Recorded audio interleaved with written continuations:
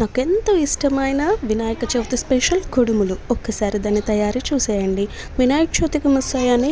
ఈసారి దసరా హాలిడేస్లో మా అమ్మ చేత తెచ్చుకున్నాను కుడుములు. బియ్యం పిండిని ఉడకబెట్టేసి దానిలో స్టఫింగ్ కోసం తెల్ల నువ్వుల పిండి, నల్ల నువ్వుల పిండి, కొబ్బరి స్వీట్, ఆ బియ్యం పిండిని చిన్న బాల్స్ లాగా చేసేసి దాన్ని ప్రెస్సింగ్ మిషన్లో ప్రెస్ చేసేసి రౌండ్గా దానిలో ఈ స్టఫ్ పెట్టేసి దాన్ని కజ్జికాయలాగా కుడుములాగా చేసి కుక్కర్లో 10 minutes పాటు స్టీమ్ చేస్తే ఎంతో అయినా ప్రెస్ చేయొచ్చు, లేదా కజ్జికాయ చేసే ప్రెస్సింగ్ది ఉంటుంది కదండి, దాంట్లో అయినా చేయొచ్చు. మీకు రెండు చూపిస్తున్నాను, రెండు చూసేయండి. లోపల స్టఫింగ్కి కొబ్బరిది అని చెప్పాను కదా, కాస్త నెయ్యేసి పచ్చి కొబ్బరి ఒక 2 నిమిషాల పాటు వేపేసి అందులో కొంచెం బెల్లం వేసి ఆ బెల్లంకి బాగా కరిగి ఆ కొబ్బరికి మిక్స్ అయ్యేలాగా అయిన తర్వాత దాంట్లో కొంచెం వేపిన జీడిపప్పు వేసుకుంటే దాన్ని లడ్డులాగా చేసుకొని తినచ్చు, లేదా అలానే తినచ్చు, లేదా ఇలా స్టఫింగ్స్లోకి వాడుకోవచ్చు. చాలా టేస్టీగా ఉంటుంది.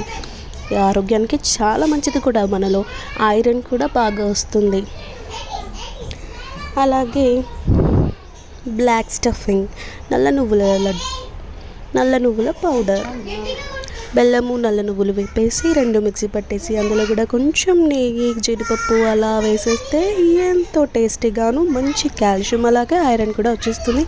టేస్ట్ కూడా చాలా బాగుంటుంది. చూస్తున్నారు కదా మా అమ్మ తన చేతులతో ఎంత బాగా ప్రెస్ చేస్తూ దాన్ని తయారు చేసేస్తుందో టక్కటక్క. ఇంకొకటి వైట్ స్టఫింగ్ కూడా సేమ్ బ్లాక్ దానిలాగానే అండి, బ్లాక్ నువ్వుల లడ్డు లాగానే. బ్లాక్ బదులు వైట్ నువ్వులు యూస్ చేసి బెల్లం మిక్సీ పట్టేసి అందులో కాస్త నెయ్యి, జీడిపప్పు వేసేసి అలా స్టఫ్ చేసేసి చూసారా లోపల ఎలా ఉందో. ఉడికించిన తర్వాత చాలా టేస్టీ అండ్ హెల్దీ అండి. మీరు కూడా ట్రై చేయండి.